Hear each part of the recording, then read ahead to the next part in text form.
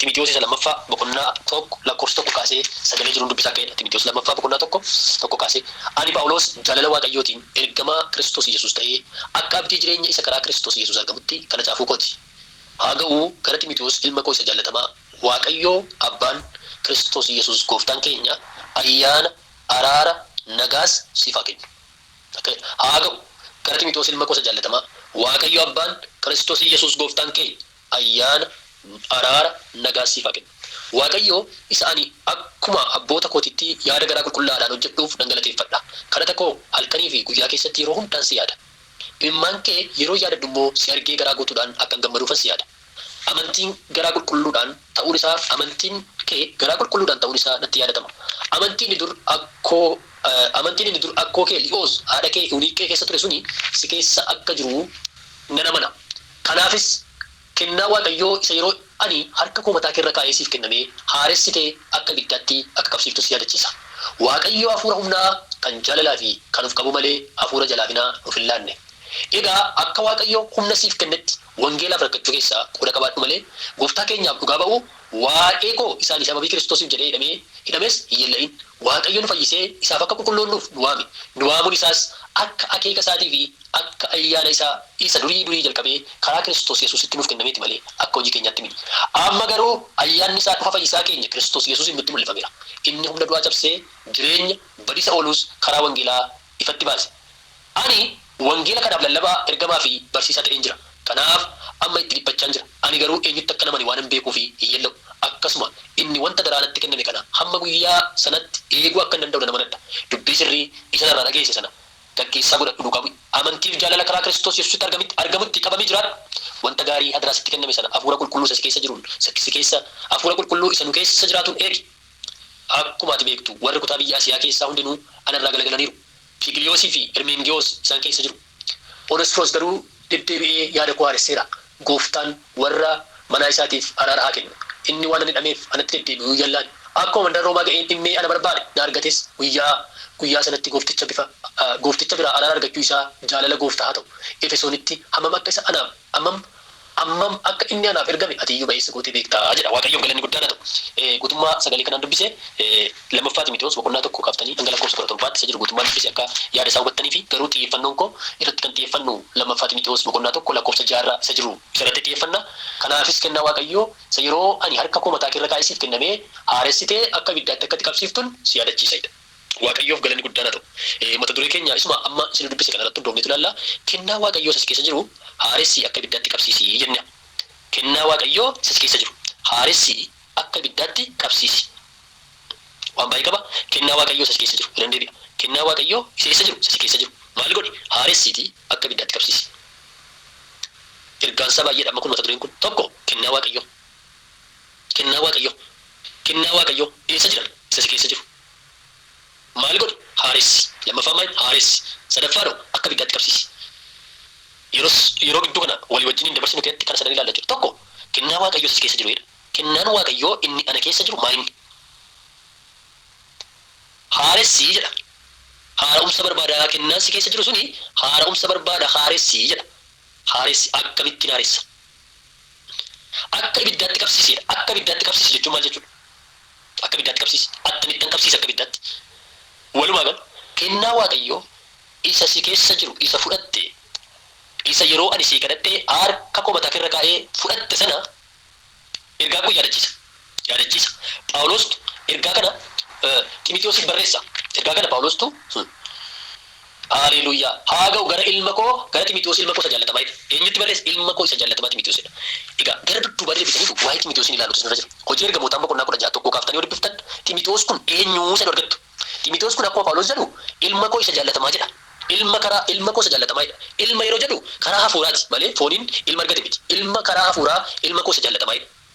Timitiyoos kun dargaggeessa Waaqayyootti amane hojii ergamootaa boqonnaa 16 tokko kaaftanii ilaaltani dargaggeessa Waaqayyootti amanedha. Mandara Lisiitiriyaa yookaan immoo biyya amma Tarkii jedhamtu mandara Eeshiyaa keessa nama jiraachaa ture. Haati isaa Yihuudii gooftaatti amante. Haati isaa Yuuniiqee jedhamti. Yuuniiqeen kun haati Timitiyoos Yihuudiidha gooftaatti amanteetti. Abbaan isaa nama biyya Giriikiiti. Abbaan isaa gooftaatti namanne jechuudha nama biyya Giriikiiti. Maqaa gaarii kan qabu ture. Naannoo sanatti Timitiyoos maqaa gaarii kan qabu. Phaawulos irraa sagalee waaqayyoo dhaga'ee mandara Lisiitiriyaa yookaan immoo Efesoon jennu sana Efesoon keessa kan ture haati Yihuudii gooftaatti amante. Ilaa maatiin irraa dhufe. Haati isaa Yihuudii gooftaatti amante. Abbaan isaa Giriikii gooftaa hin qabnedha. Akkoo qaba. Akkoonsaa baay'ee hafuuratti akka inni guddatu. Hafuuratti akka inni guddatu warri godhan akkoo kee Li'oos haadha kee Yuuniikkee jedha. Akkoo Li'oos jedhamtuu fi haati isaa Yuuniikkee kan jennu kun gooftaatti warra amanan Yihuudoota gooftaatti amananidha. Abbaan isaa garuu nama Giriikiiti gooftaatti hin amanne. Maatii kana keessatti guddate. Amantiitti akka inni guddatu. Amantiitti akka inni guddatu. Dubbii waa'ee hafuuraatti akka inni guddatu warri ga'ee guddaa taphatan maatii isaa keessaa haadha isaa fi akkoosaati. Li'oosii fi Yuuniikkee warri nu haadhaaf akkoosaati jechuudha. Ximitoos kun dargaggeessa gooftaatti amane ta'ee mandara jiraatu keessatti maqaa gaarii kan qabu turedha sagalee waaqayyo. Hojii ergamootaa boqonnaa 16 kaasa dubbisaa maal ture? Maqaa gaarii qaba. Maqaa gaarii. Eessatti? Mandara jiru keessatti. Haaleluyyaa dargaggeessa maqaa gaarii qabu. Waaqayyo har'as dargaggoota obboloota maqaa gaarii qaban barbaada waaqayyo. Dargaggeetti maqaa gaarii qabdu. Dargaggeessa maqaa gaarii qabu. Haaleluyyaa. Amma yeroo akkas jennu waa'ee Ximitoos bichaa dubbachuu miti amma. Anoo maaliif fakkaadha? Inni haadha isaarraa dhaale haadhaaf akkoosaatu gooftaa kanatti akka inni jabaatu waa'ee hafuuraatti akka inni jabaatu yeroo hundumaa jireenya isaarratti dhiibbaa warri fidan akkoosaaf haadha isaati. Ximitoos kuni Phaawulos waa'ee isaa yeroo ibsu ilma koo isa jaallatamaa jedha. Ilma koo isa jaallatamaa duwwaa utuu hin ta'in kutaa amma dubbifne keessatti lakkoofsi 4 irratti lammaffaa Ximitoos 1 irratti maal jedha? Imimmaan kee yeroo yaadadhu immoo si argee garaa guutuudhaan akkan gammaduu si yaadadha. Imimmaan kee yeroo yaadadhu akka Ximitoosiif kadhatu inni fi samanidhaa jira. Garuu Ximitoosiif akka kadhatu halkanii guyyaa kadhata koo keessatti si yaadadha. Ximitoosiin akka inni yaadatu. Yeroo Ximitoosiif yaadatu immoo maaltu itti yaadatama? Imimmaan kee yeroo yaadadhu si argee garaa guutuudhaan akkan gammaduuf si yaadadha. Imimmaan kee yeroo yaadadhu. Maal jechuudha? Ximitoos kun nama gooftaa jaallatu. Imimmaan kee yeroo hin jaallatu gara laafessa. Imimmaan kee yeroo yaadadhu inni jedhu kun gara laafessa. Haaleluyyaa. Phaawulosiif wajjin jaalala akkamii jaalala abbummaa akka isaan qaban gara laafessa akka ta'e. Haaleluyyaa. Gara laafessa. Haaleluyyaa. Phaawulos gaa adaraatu itti kennamee jira. Ximitoos kana gara laafessadha. Nama gooftaa jaallatudha. Dargaggeessa gooftaatti amanedha. Amantii maal jedha Phaawulos? Imimmaan kee yeroo yaadadhu gara laafummaa Ximitoos ibsuu barbaadeeti. Gara laafummaa isaa. Gara laafessa. Dargaggeessa maqaa gaarii qabu. Dargaggeessa gooftaatti amane. Dargaggeessa maqaa gaarii qabudha. Waaqayyo mandara Efesoon keessa kan jiraatu hojii waaqayyoodhaaf achi kan kaa'ame. Phaawulos wajjin achitti wal argani. Phaawulos amma waa'ee isaa yaadata jechuudha. Dargaggeessi kun maqaa gaarii qaba. Ilaa obboloottan koo nuni namoota duratti ifti keessa maal haa ta'edha? Haa ifuudha. Eenyu duratti? Namoota duratti. Akka jechuun maal jechuudha? Ani ibsaa biyya lafaati jechuun tun ta'in namoota duratti ifti keessan haa ifu. Maqaa gaarii qabaadhaa. Amantii keessan hojiidhaan agarsiisaa. Kiristoosiin fakkaadhaa jechuudha. Maqaa gaarii qabaachuun. Dargaggeessa maqaa gaarii qabu. Dargaggummaan gadi kan isa hin qabne. Dargaggummaan karaa irraa kan isa hin qaachifne. Dargaggeessa gooftaaf jireenya isaa kenne. Dargaggummaan gooftaaf jireenya ofii kennu obboloota. Haaleluyyaa. Bara dargaggummaa keetti eenyu yaadadhuudha? Uumaa kee yaadadhu. Egaa har'a maaliif gara dargaggoota akka hin beeku? As keessa gara dargaggoota baay'ee ta'uu dandeessu. Ani nama baay'ee hin beeku as keessa qaamaan yookaan immoo asuma maqaa keessa hin argaman hin beeku garuu dargaggeessa gooftaa amane, dargaggeessa gooftaa sodaatu, dargaggeessa maqaa gaarii qabu, dargaggeetti waaqayyo barbaada. Bara dargaggummaa keetti maal godhe? Uumaa kee yaadadhu jedha sagalee Waaqayyoo.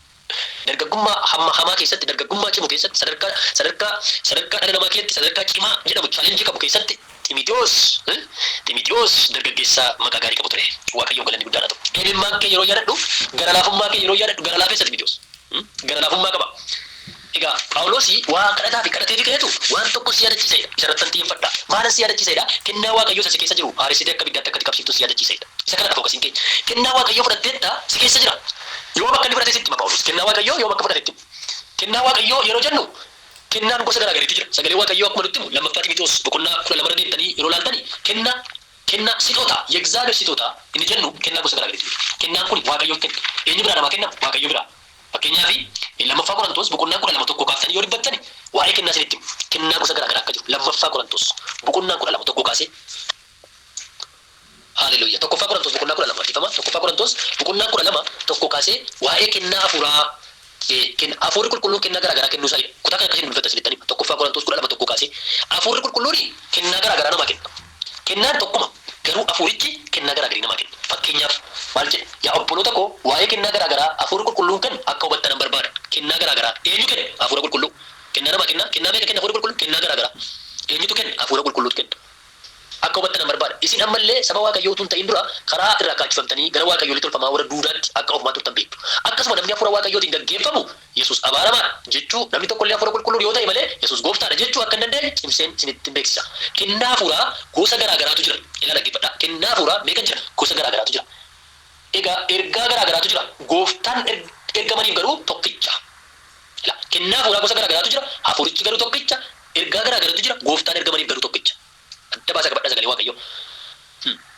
Hojii garaa garaatu jira. Waaqayyoo inni hojii hundumaa adda addaan yaada namaa keessa kaa'u garuu tokkicha. Karaa kennaa hafuuraa adduma addaan nama keessaa mul'atu hundumaaf bu'aa akka ta'uuf kenname.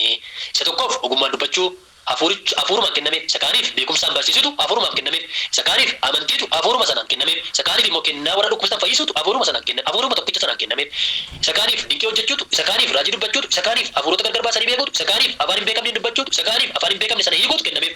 Hafuurichi innumti tokkichi sun hojii kana hundumaa hojjetamuudhaaf hin ga'a. Inni akka jaalala isaatti tokko namaaf kennaa adda addaa inni ta'e. Waaqayyoof galanni guddaa natti tole bagan dubbisi kutaa kana. Kennaa garaa garaatu jira. Kennaa garaa garaatu jira. Kennaa garaa garaa yoo jiraate inni kennu meeqa tokkicha. Kennaa kun eessaa dhufa hafuura qulqulluu bira.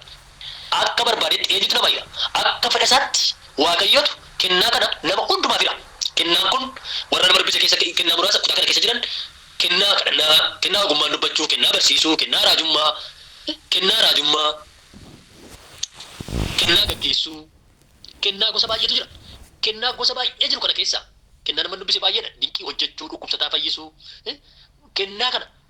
kennaa gosa baay'ee akka kanaa jiru keessaati. Kennaa kana garuu kan kennu tokkichadha.